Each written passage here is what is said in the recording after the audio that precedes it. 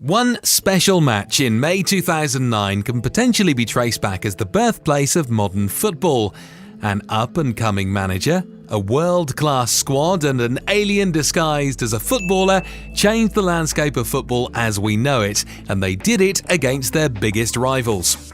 In a sold-out stadium, Real Madrid took on Barcelona in a crucial El Clasico encounter. The match was filled with stars, with Barca fielding their own star-studded lineup as well. Dani Alves, Puyol, Piqué, Xavi, Iniesta, Thierry Henry, Lionel Messi and the rest of the Barcelona squad would put on a performance that would live long in the memory of every football fan.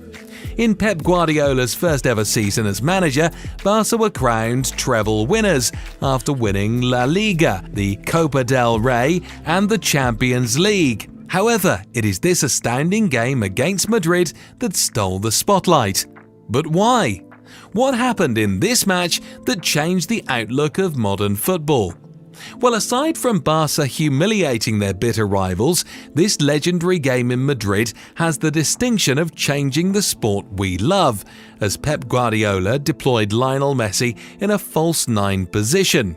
Now, what exactly is a false nine? Oh shit, what is that? It's essentially a formation in which the centre forward repeatedly drops to receive the ball. The main intention is to get the ball away from the opposition centre-backs, and in doing so, to draw players out of position and disrupt the defence. The coach's groundbreaking decision to start Messi in that position birthed one of the greatest club and country combinations the sport has ever seen, and lead the line for Messi to shatter countless records and win 4 consecutive golden balls. The decision came a few days before the game, as Guardiola had been studying Madrid's style while preparing for the match. Messi himself recalled the period leading up to the match, saying, "I remember that it was a surprise for me because I was called up the day before the game, was made to go to Guardiola's office at Ciudad Esportiva, and I was told that he had been watching Madrid's games a lot, as he did with every opponent. He had been talking with Tito Vilanova, and they had thought about me playing as a false nine.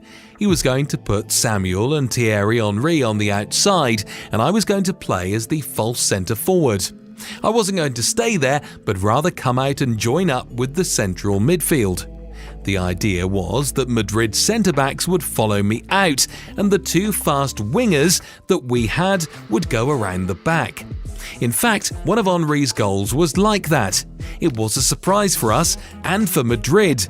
I remember that we had a lot of possession and we always had an extra man in the middle of the park. I'd never played as a centre-forward, but I knew that position because it meant coming through from deep to get forward, without being a static number 9. It wasn't a big change for me. I'd been playing on the outside for years, and so I knew what that position was about.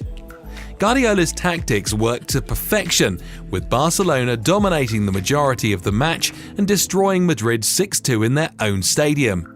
Guardiola's vision of Messi occupying the centre-backs, giving the space to the wingers, worked specifically well, as Thierry Henry started the onslaught of goals that night. Lionel Messi found the net twice that night and put in a performance that set the tone for the rest of his career. This was the start of a cycle that saw this specific Barca team win Champions Leagues, La Liga titles, and their star man Messi winning 4 consecutive golden balls. With a large chunk of that starting 11 representing the Spanish national team as well, the false nine then carried over to Spain, where they won the 2010 World Cup and the 2012 European Championship using these tactics as well. These trophies could potentially be traced back to Guardiola's groundbreaking decision that he made one afternoon in 2009. Ever since, the false nine has been employed more regularly and has been a staple in the modern game, with many teams still using this tactic to this day. Do you recall watching that historic game back in 2009? Let us know in the comments where you were watching the game and if you knew it would have a long-lasting impact on the sport. Or let us know if you feel there is another particular game that had a similar effect. And lastly, thanks for staying between the lines.